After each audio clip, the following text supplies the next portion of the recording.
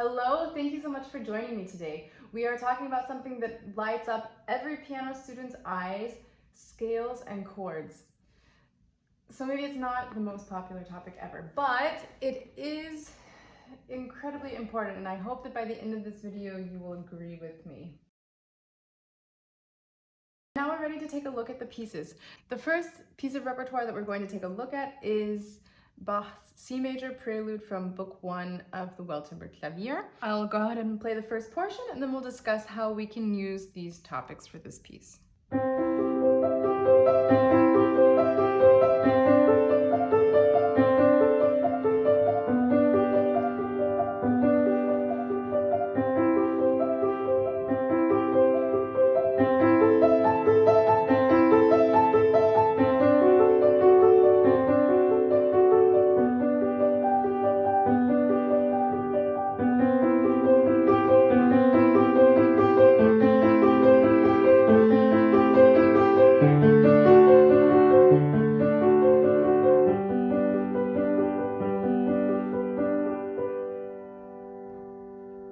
So this piece consists of no more than arpeggios that are moving around through different chords. Arpeggios are just, that's the Italian word for broken chord. That's this when we play the notes separately, but it's still a C major chord when we smush everything back together. So what happens here is we start with C major,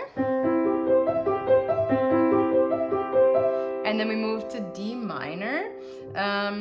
For those of you who want to be very specific or have a lot of curiosity about chords, it's actually a D minor 7 because we have this C on the bottom. But our other notes here are D, F, A, and here's another D. And that's our D minor chord that we looked at earlier. That moves to G major. And again, G major 7 is actually what it is. The 7 just means that we have a fourth note that builds the interval of a seventh from the root of the chord. That, we don't need to go into too much detail with that today, but it just means that we have an extra note. If you have lots of questions about that, I can make another video. Let me know in the comments if you want to know more about seventh chords, and I'll get on a new video for you. But so we have G7.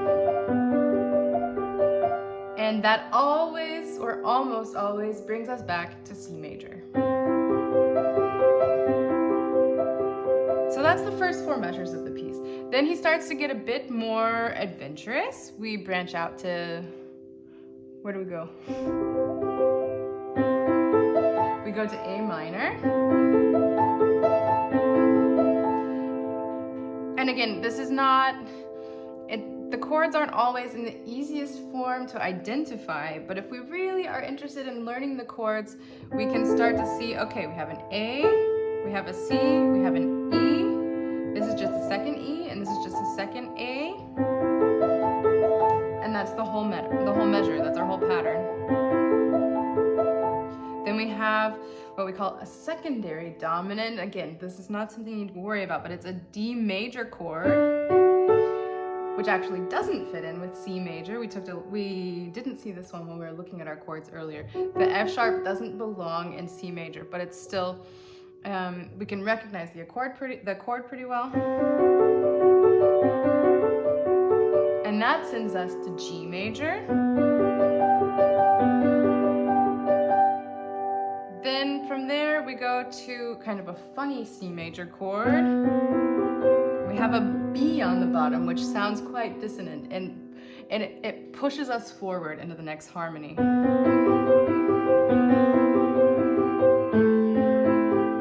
An A minor chord, if we look here, A, C, E.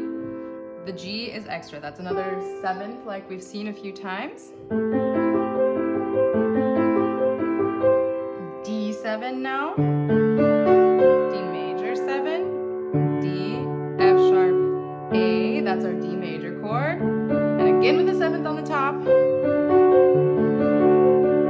And that brings us back to G major, which fits very nicely within the key of C major. So full disclosure, this is not a piece that I've ever properly practiced. It's not something that I learned for the sake of performing on my own. I have taught this piece many times And I have it from memory because I know the chords and I know how the chords work and how they relate to each other. In the beginning, you're not going to know all of these connections. You're not going to immediately know that, okay, D7, that means that we're going to a G major chord after. But that will come. That's something that you learn over time. Now, our second example for today. Our Bach Prelude didn't have any scales. It was just arpeggios the entire time, which means that, of course, we still need to know our scales for that piece, because if we know C major well, then we know the notes that we're going to be needing for most of our chords. If we need any sharps or any flats, it's going to be there as an accidental, which just means that it will be explicitly given to us. And for everything else, we can find the chords a bit more quickly. In our next example, this is a piano sonata from Mozart, also in C major. And we have some really nice examples that we can see of chords or arpeggios or patterns made out of broken chords, and lots of scales. But they're almost always C major scales. So I'll play and then we'll discuss it again.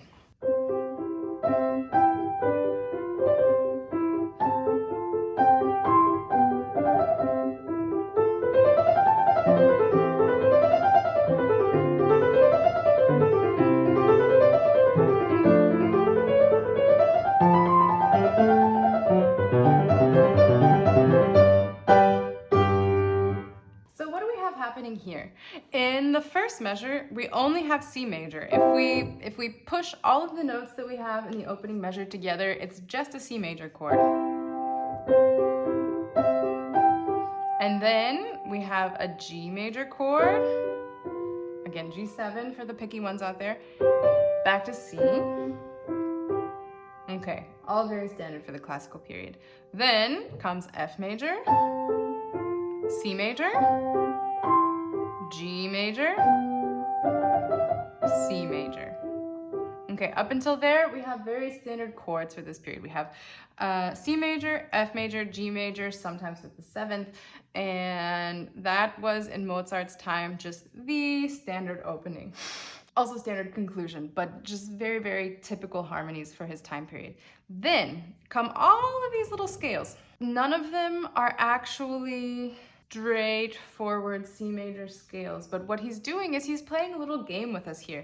We start here, which neither note is a C, but the notes in the scale are just like the C major scale, and we can use the same fingering when we're going up, because when we're going down, I'll show you in just a second, we have to do something different because we have one extra note, because we start on A, but then the next measure starts on G, and then we slide down to F, and then we slide down to E, and then we slide down to D.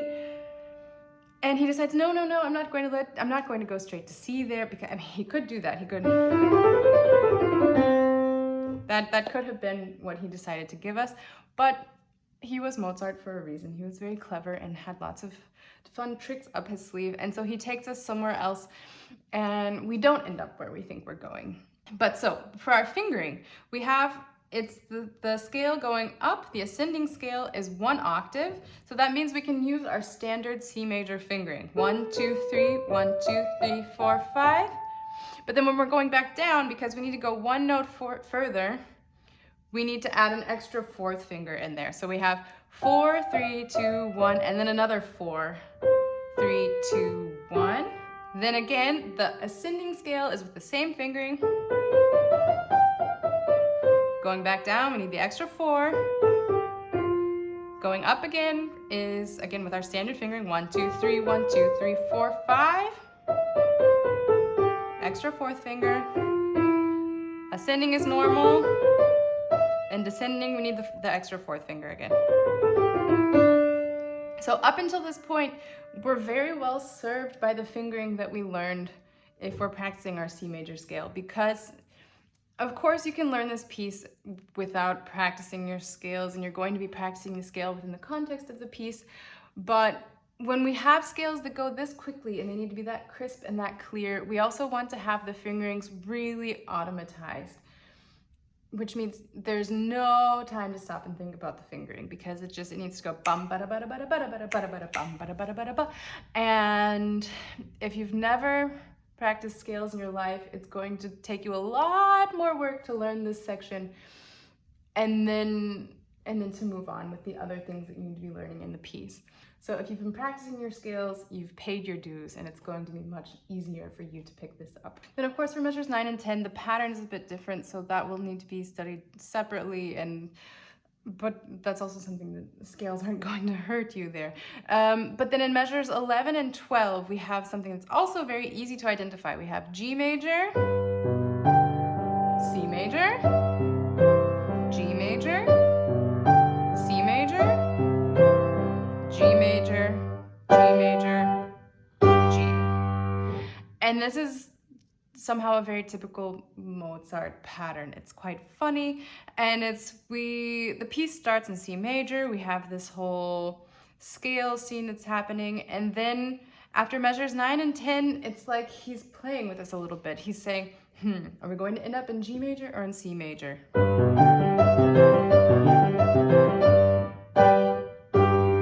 G major. And then it moves forward for the next bit in the key of G, which is quite common for a classical sonata, that after the opening that we change to another key center, and that's again a topic for another day.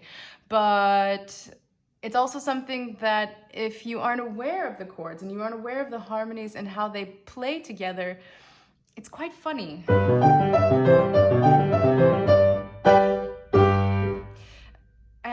And if you're not aware of these harmonies, you're not going to understand the humor. So it's again going back to this example of, if you go to Greece and you know how to order a coffee and to say thank you, that's great, but it's a different cultural interaction, and you'll understand the humor of the situation if you know what's going on with your chords here. Our third and final example from the repertoire today is Chopin's A minor waltz, the smaller of the two A minor waltzes. And the opening section is again very clear with what we have for chords. And I think it's a good piece. I like to give it to students so that they can start to think about chords and how we use them when we're playing. So I'll play the excerpt for you, and then we'll walk through it a little bit together.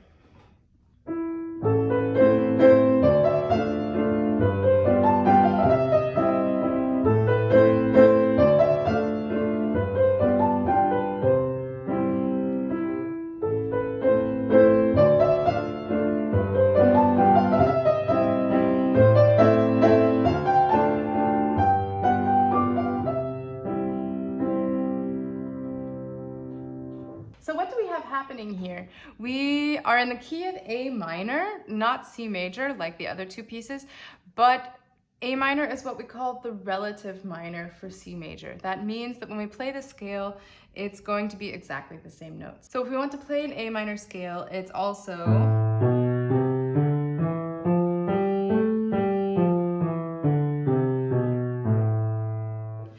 all of the white keys, but this time starting on A instead of from C.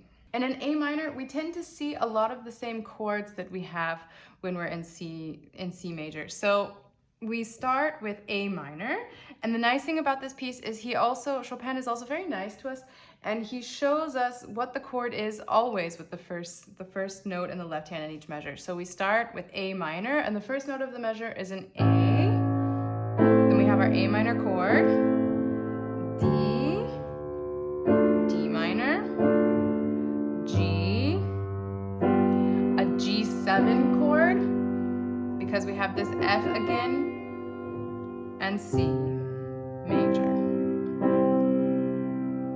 And then this just repeats throughout the first 4 phrases of this piece. Later we have a couple of other themes that use different harmonies, but the majority of the piece sticks to these 4 chords, even in the same order and more or less in the same position. So sometimes we play this A and sometimes we play this A, but when we're playing A minor for the opening section, it's always here at middle C in root position. D minor, we also always play the same one. The exception is every now and then we have G major, and he switches from B in the middle to D in the middle. That has to do with voice leading and the things that are happening in the melody, and he wants to have the full harmony, but again, that's another story for another day. We don't need to worry about that. And C major is also always in the same position. So if we learn this piece and we understand what's happening with the harmonies, we have a nice security net that's helping us get through the piece without worrying. We have something harmonically that we can hold on to that can help us learn the piece better from memory, and also so that we can understand a bit more what's happening in the piece. So I promised you an exercise, and I promised that it would be something that you're probably not expecting. And of course, you can play all of your chords and you can practice playing all of the inversions. And that's great. That's a great thing to do. But if you want something that's a bit more interactive and maybe a bit more interesting in the long run, I think it's really great to find pieces that, or not pieces, songs, particularly pop songs that you really like, that you enjoy, and to learn the accompaniment to those.